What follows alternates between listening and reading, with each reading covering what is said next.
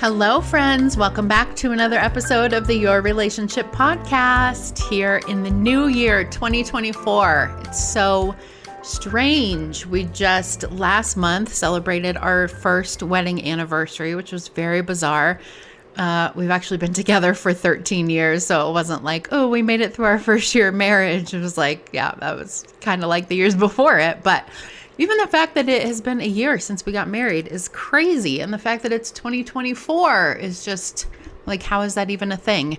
Anyway, welcome to the new year. Super excited to kick off 2024 with today's interview. I hope that you guys got lots of rest and relaxation over the holidays and that you are now ready to rock. We are going to kick off this year with an interview that I did with Ruthie Sterrett. She's a marketing strategist, and we talked about your relationship with Instagram. And this one was really interesting for me because I've been trying to grow my Instagram. I think I've been doing a pretty good job, but if you're not following me on Instagram, Powerful Women Rising, go check it out. Anywho, I learned a lot from this interview, and Ruthie shares exactly how she creates what she calls 9 grid, which I'd never heard of before, but to kind of create a mini website for your business on Instagram. And so if you are just getting started, this is a great way to get started.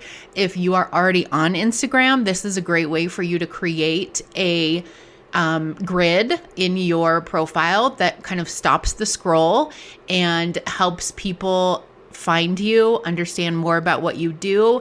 And the way that she talks about posting on Instagram is about creating content that nurtures, which you know I love, and converts to actual clients without you feeling like you are on what she calls the content creation hamster wheel, where it's just nonstop, got to create more, do more, post more, because nobody wants to do that. So this is a great interview. I'm super excited for you to hear it, and I would love to get your feedback. So shoot me a message on Instagram after you listen and let me know what you think. So here's a little bit about Ruthie. She is a marketing strategist. She's the founder of the Consistency Corner, which is a marketing and content agency for small business owners. Ruthie helps businesses create consistent content that drives revenue through content planning, simple marketing best practices, positive reinforcement, and accountability. Often, entrepreneurs are wearing so many hats that marketing and content creation becomes inconsistent while you juggle all of the things. So Ruthie created the Consistency Corner to help you create simple content frameworks which build trust and lead to sales every month. And she's going to share some of those secrets with you today.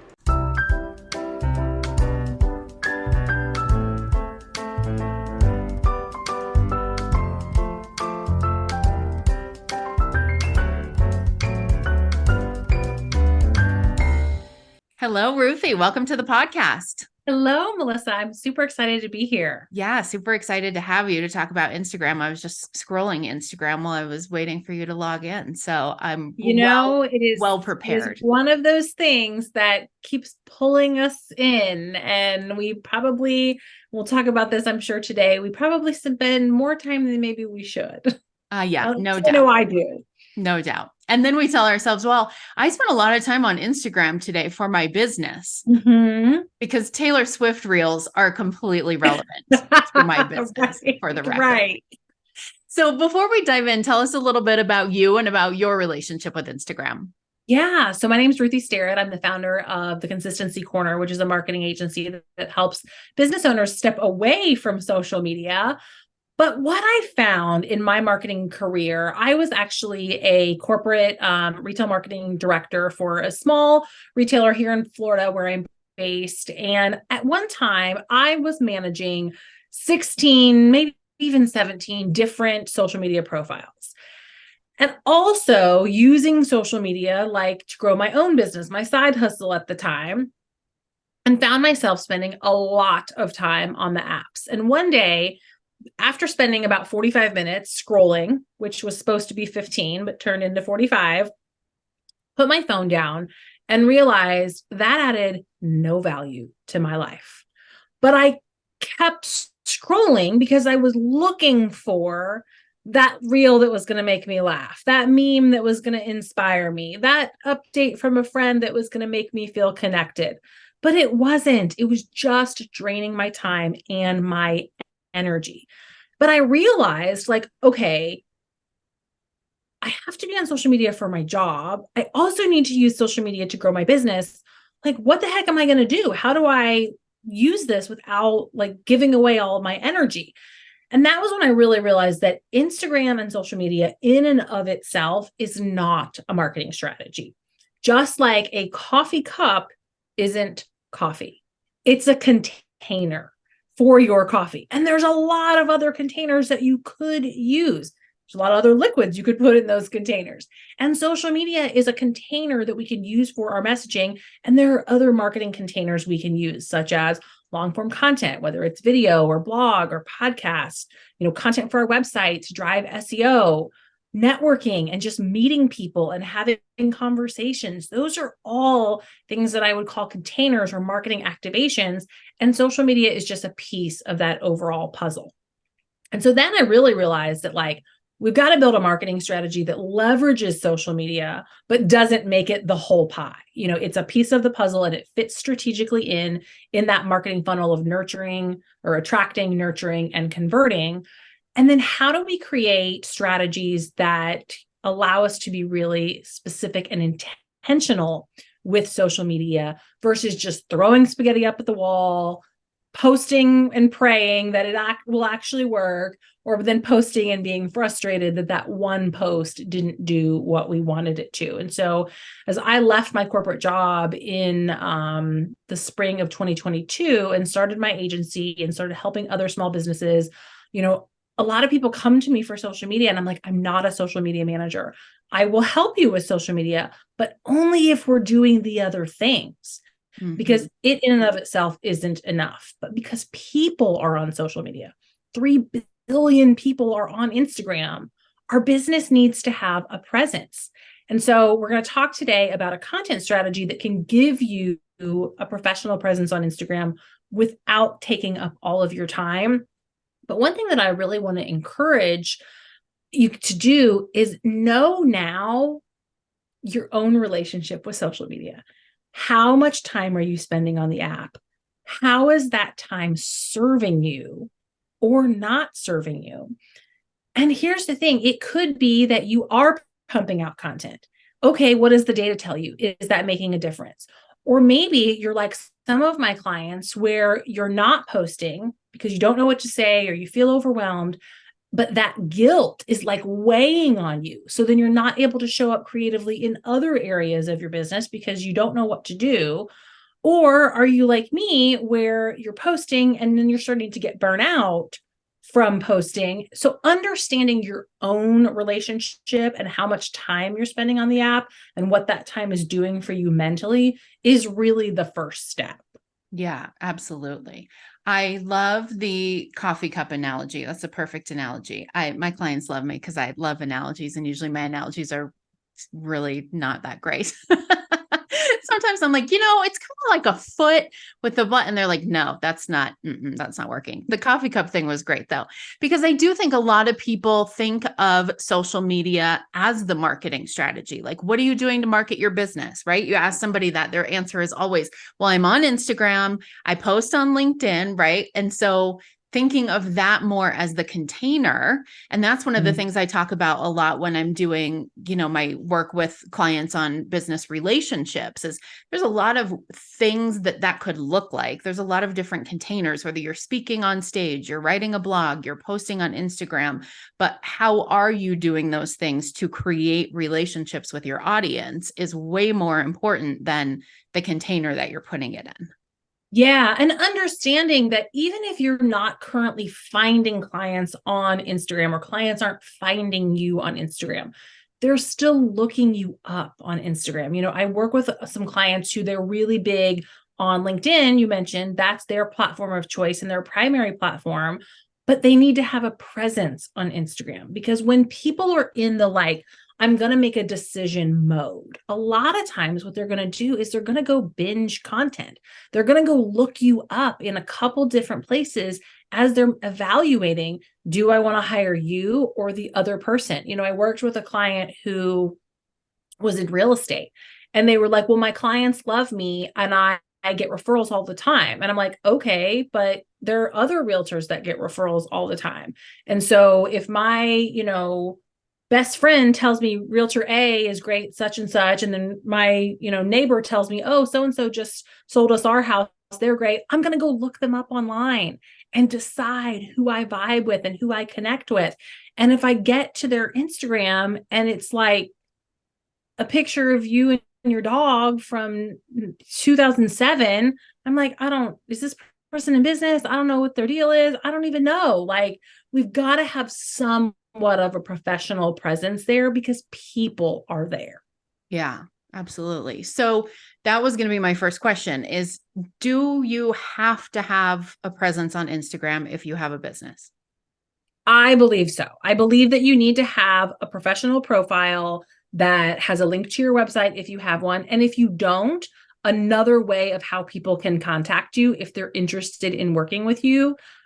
If you have a brick and mortar business, I can't tell you how many people I see do this that don't have their location in their profile. There's a smoothie shop in our town that like followed me because they saw me, connect on somebody else's local hashtag. And I went to look them up and I was like, oh, I like smoothies. I want to go there. They didn't have their address. I didn't know where they were. And they were so new that like they didn't show up on Google Maps yet. And so when I finally figured out where they were, I went there and I was like, hey, put your address in your profile. And they're like, oh, thanks. But having a presence so that when people look you up, they can see what you're about. They can see how to connect with you and work with you. But it's not that we have to be pumping out content all the time. It's not that we have to be posting 3 times a day or 7 days a week or whatever it is, but having a professional and branded presence so that when people go to look you up, they have the information that they need. Okay. So that's the difference, I think. And something that I think a lot of people miss is the difference between having a presence on each platform versus which one is the primary platform that you love to be on, that you consistently post the most on, that you like to engage with people on. So can you talk a little bit about the difference between like how we have different relationships with different platforms? Yeah, I love that question. And I love that, with my clients, we speak a lot about consistency, and it's hard to be consistent with everything when you're trying to do too much. At the end of the day, you can do anything, but you cannot do everything. And so even with my corporate role and background, when I had a team, I led a team of 8. We were not on TikTok because we didn't have the bandwidth to do it consistently. And we kept saying, we should be on TikTok. We should be on TikTok. And I was like, no, we're not going to get over there because we don't have the bandwidth. Our primary platform at that time was Facebook. We started building up Instagram. And so what I asked business owners to do is choose, to your point, your primary platform. And we're going to build our content strategy around that platform. Then we're going to look at your bandwidth and determine, do you have the capacity to repurpose that content to other platforms? If we do, and it makes sense, great. If we don't, we're not going to worry about it because it's not helpful for you to post and ghost over on LinkedIn, never engage with community, never be there, and then be like, oh, LinkedIn doesn't work for me. Well, it's not that it doesn't work for you. You didn't put in the work. So like, let's pick our one platform and then layer in. And in fact, with my clients, when we do our content planning and our marketing strategy planning, I like to plan quarter by quarter.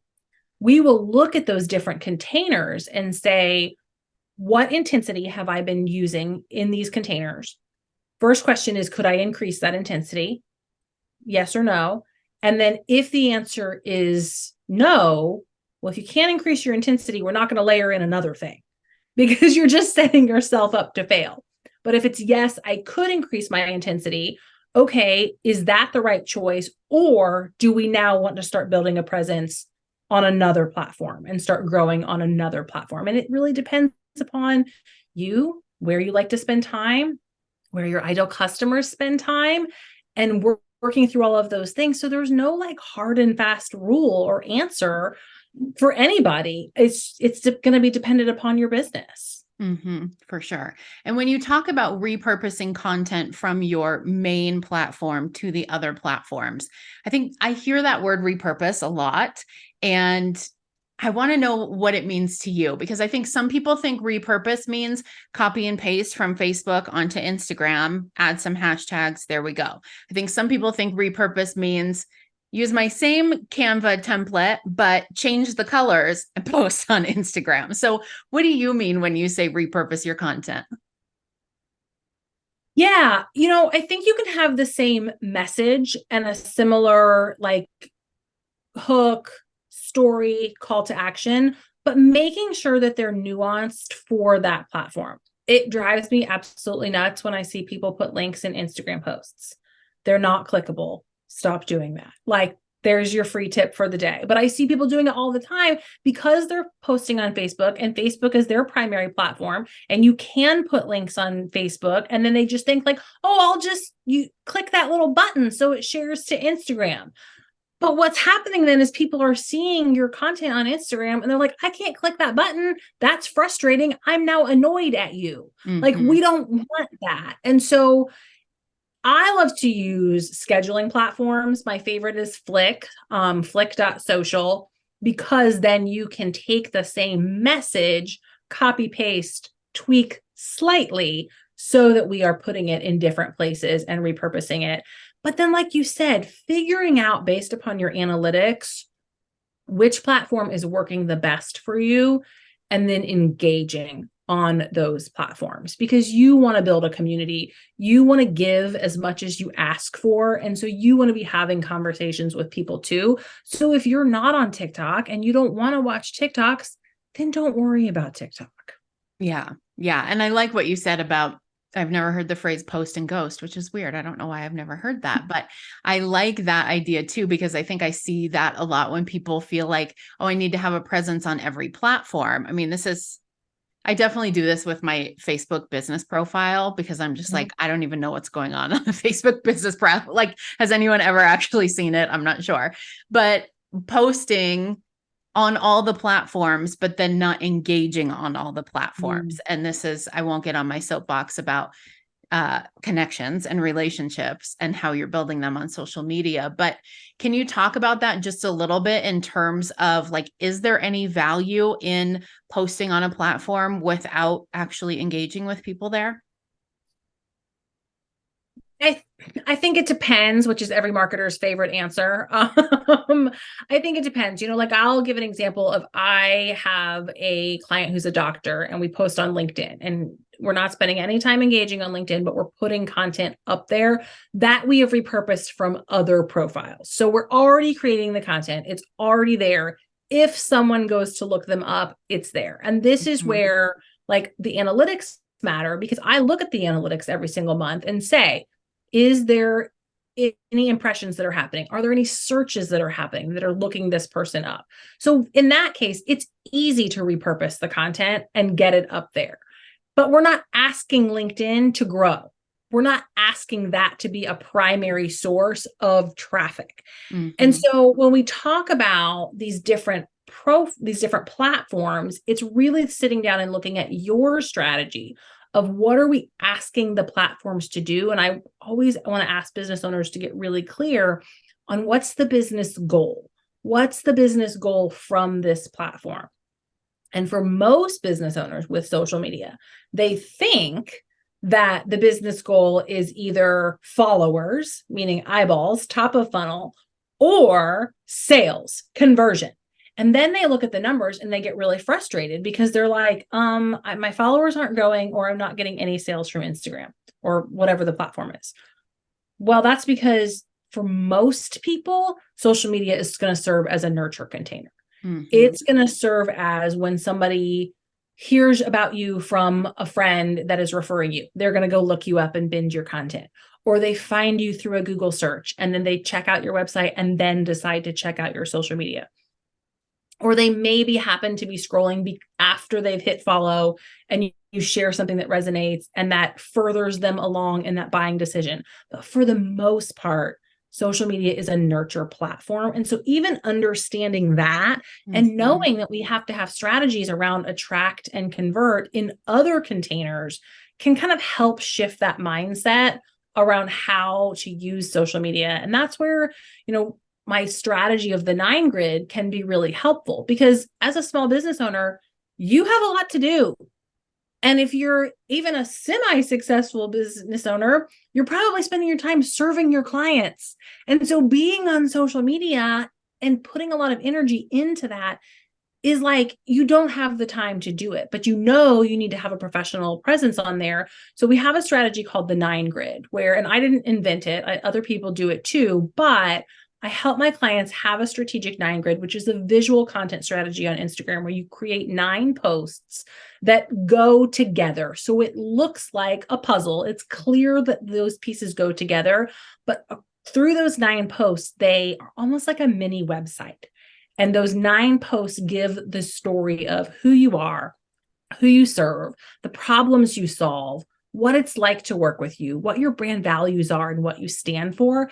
And so then when someone lands on your profile because they found you on a podcast or through a Google search or met you at an event, they've got really intentional content that they can binge to decide, is this person for me? Am I wanting to move further down the funnel? Or when they're like in that ready to make a decision mode, they can go back to that content and read through it again and decide, is this the person that I want to work with? Is this the person that I want to invest in? And you're not having to constantly churn out content and worry about what's on your social media profile. Mm-hmm. So is the 9 grid something that we're doing once, or is it something that we're doing over and over again? Yeah, that's a great question. I recommend that we post it once, we leave it for 90 days. Any content strategy that you plan on, whether it's an Instagram strategy or an email strategy or paid traffic, I love to test it for at least 90 days so that we can get some data on what is it doing for me. And in those 90 days, we're going to determine, what is my impression rate? What is my engagement rate? Am I showing up on stories or reels or not? And again, those decisions are going to be based upon your bandwidth and your business goals. Am I using other platforms? What's my web traffic look like? What am I hearing from clients about, the content that they saw?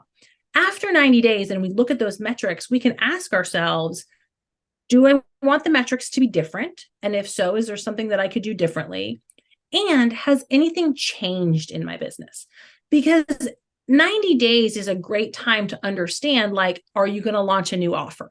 Are you going to update your pricing? Has your capacity changed? Do you have a new free resource? And then maybe you take the 9 grid and we refresh it. And I did this with my own business this past summer. So I had a summer 9 grid that really kind of talked about all of my different offers and ways that I help clients. And then as I moved into the fall and looked at my business goals, I realized that I really wanted to hone in on done for you services and kind of that higher ticket package. And so I redid my 9 grid. So it's more for that client, for who I'm trying to call in this season. And so when you look at your launch calendar, you can even kind of decide how and when a 9 grid might need a refresh. But once it's up, the relief you feel from not having to think about grid content is really helpful. I have a client who is a baker who we did a 9 grid for, and she was like posting sporadically. Mm-hmm. And she's like, what was happening is I'm in the kitchen trying to create, and I just have this like heavy weight of, I didn't post today. I didn't follow the content plan. And she's like, once we got the 9 grid up, like I just felt lighter. And I know that when I'm having a conversation with somebody and I tell them about my business and they go look me up, they're getting great content because we were really intentional with those 9 posts. And because we build them in a visual strategy where they look like they're all kind of connected and part of a puzzle, and even in the copywriting, like, hey, welcome to my page. This is my 9 grid, or this is the grid that shares the story of my business. People know that it's not like oh, they haven't posted for 2 months, they must be out of business. Like they get it that it's almost like a mini website for your business. Yeah, that's really, really smart. So when you post a new one, do you delete the old one or do they always stay up there? So I leave them up. Okay. And there's even, when you go from like posting your very first one and you have maybe older content below that, I personally leave the older content. I think it's nice for people to be able to kind of see your journey if they want to, but I like to post a separation line where it's almost like 3 squares that are just a solid color, or 3 squares with words that are like, hey, above this line is what's happening in my business right now. Everything below is what I've done in the past. Take a look around and say hello, or something like that. I found if you take everything down, unless you've like completely pivoted your business and you want to change, completely what you do and who you serve and what you stand for, if you take everything down, it almost makes you look like a bot, where you're a real person. You're a real person who's trying to stop spending so much time on this stupid app. But it kind of shows people that journey, which I think people appreciate. Yeah, for sure. For sure. If we have like, let's say I only have 10, 20 minutes a day to spend on Instagram. What's Mhm. the best way for me to use that time? Like, is it even worth it if I only have 10, 20 minutes, if I don't have half a day to spend on Instagram? And what should Yeah, I do during that time? that's a great question. If you had 10 minutes, I would spend a minute or so sharing to stories. And that could be a talk to the camera. That could be a photo with some words on the text or on the screen. That could be B-roll video with some words, but something in stories. And I work with my clients on kind of a strategic plan about how to rotate different content ideas in your stories so that they're relevant for your business. But post to stories and then spend 5 to 10 minutes engaging with your community. Shout out people that you like their content, share it to your stories, comment with an true connection in their comments. If you listen to a podcast and somebody was really good on it, send them a DM and say thanks. Like, I cannot tell you how much that makes someone's day. Mm-hmm. And you build relationships from there. So spending the time building the relationships. And once you've set a 9 grid, you know that when you're connecting with those people and building those relationships, they go back to look at your profile. They're like, oh yeah, she does this, and this is who she can help. And then they're excited to refer you as well within their network, because you've got that story for people to be able to binge on your profile. Yeah, that's so, so smart. So what are your top tips for creating content on Instagram that nurtures or converts or does both? Yeah, that's a great question. And I think one of the things that I ask business owners to really think about when they're planning their content is that attract, nurture, and convert. And before we sit down to create a post, what is my intention for this post? What's the goal of this post? And if you use the 9 grid strategy, some of your posts, you're going to have a call to action to click the link in the bio or DM me the word for the thing, for either a free resource or an offer or a how to work with me.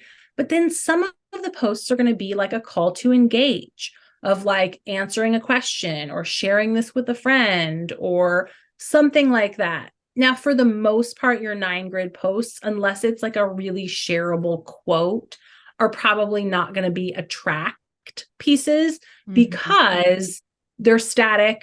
And once they're up, they're there for people who are already finding you to be able to binge.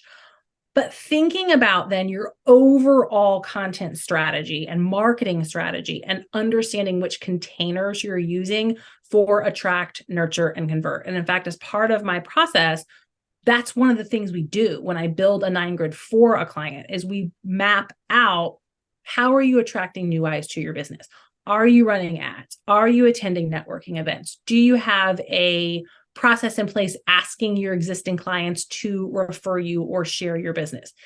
Because if you think you can do none of those things and put up a 9 grid and change your business, I am sorry, that is not a thing. There's no easy button. There's no magic bullet. I wish there was, but there's not. So we've got to look at all of those things and then know that when we do create that content, it's there to nurture. And then we can use stories, we can use email, we can use direct reach outs to convert and actually sell. Yes, that's so smart. I love the idea of being very intentional about what is the purpose of this post. Am I trying to connect with people? And am I trying to get people to buy my thing? And I think too, like part of that is being able to find that balance between the like super professional businessy posts and like, here's me with my dog, right? Because I think sometimes people stress out about like doing too much of one or the other. And I think both are important because people want to connect with you on a business level, but more than that, they want to connect with you on a human level, right? Like if I need a marketing person and I sit down with Sally and she's like very rigid and doesn't swear and doesn't think my jokes are funny, I'm like, thanks, Sally. Then I sit down with Ruthie and Ruthie's like super easy to talk to. She's just like me. She laughs at my jokes. She loves her dog as much as I love my dog.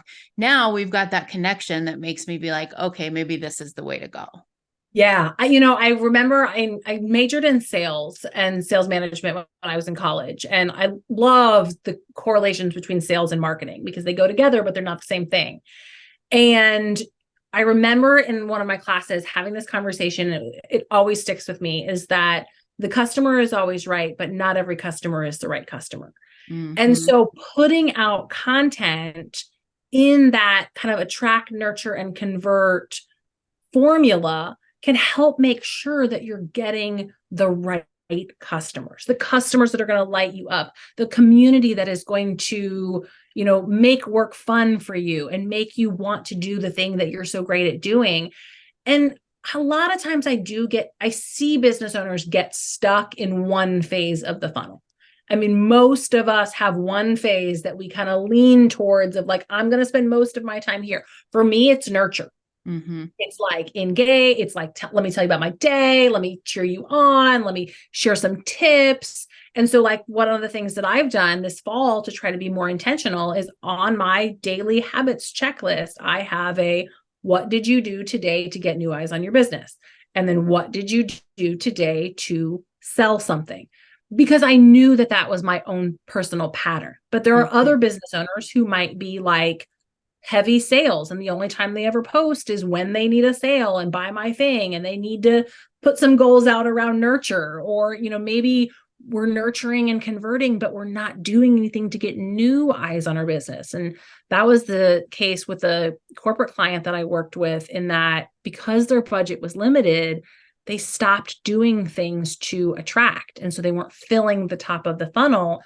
And so they were maintaining, but they weren't growing. And so all of the pieces have important parts. And that's why, marketing is complex. It is a puzzle because we want to look at all three of those things. But just starting with like a post of what's my intention for this post can be really helpful. Yeah, that's really, really good. This is such great information. I love it. I always love it when I have a guest that comes on that I can tell like she's just here to give the information and like actually help people figure it out.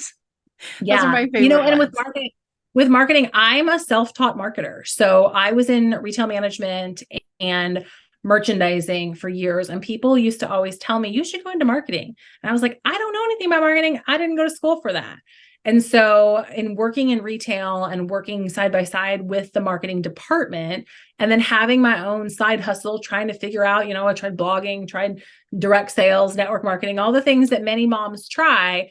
I was teaching myself marketing in the background and realized that like, it is complex, but there's ways to break it down. And it's so funny that you said you love a good analogy. I love a good analogy. My husband is like, oh my gosh, here you are with another analogy. But it helps you understand these concepts. And so many business owners, I hear them and their frustration of like, I love to do what I do, but I don't love marketing. And they were sold this lie of if you build it, they will come, which is a lie. The truth is, if you build it and you market it, then they will come. Especially if you market it with some sort of strategy. Yes, absolutely. And so that's really, the consistency corner today. Our goal is to help you step away from marketing if it's not in your zone of genius. And then we have offers and ways to support you. If you want to do it and you want to get better at it, we can help you with that too. That's awesome. So what's the best way for people to get in touch with you if they want to learn more about the consistency corner? I know you have a free resource to help people figure out if the 9 grid is right for them. What's the best way for them to get to you? Yeah. So Instagram is my platform of choice. So I'm hanging out at the Consistency Corner. Shoot me a DM, say hello. I'm happy to point you in the direction of any resources that I have that can maybe help you. I'm the host of the Consistency Corner podcast. And so again, if you ask me a question, I might point you to a podcast episode that would be helpful. And then I have a resource it's like a decision tree of, is the 9 grid for me? Because it's not for everyone, but is it for me? And could this strategy work for me? So you can get that at theconsistencycorner.com/9 grid quiz, which I'm sure Melissa will put in the show notes as well. Yep. I will put all of that in the show notes so everyone can reach out and connect with you. Highly recommend your podcast. It's so good. And I have a short attention span when it comes to podcasts. So if I think it's good, it's probably pretty good. Thank you so much for coming on the podcast, Ruthie. This has been amazing. Yes. Thank you for having me. I loved our conversation today.